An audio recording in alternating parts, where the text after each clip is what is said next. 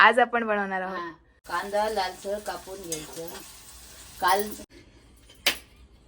नमस्कार मंडळी, आज आपण काजूची आणि अंड्याची भाजी बनवूया. चला आता काय काय लागतं ते बघू.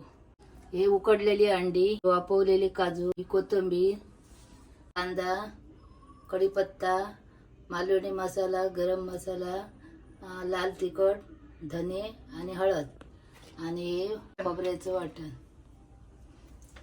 चला आता कांदा घालूया.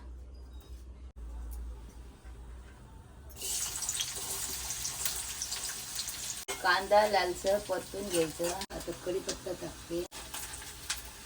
आता आले लसूणची पेस्ट टाकते. आता मसाले घालते. कांदा लाल झालेला आहे. आता मसाले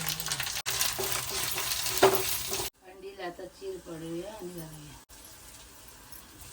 काढून आज घातलेली आहे. परत जरा आता पाणी होते. त्याच्यामध्ये काजू घालूया.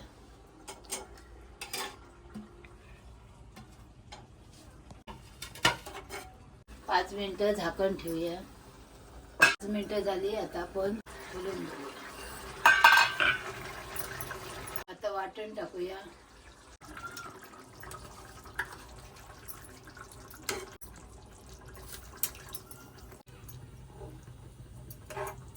चवीप्रमाणे मीठ घालूया.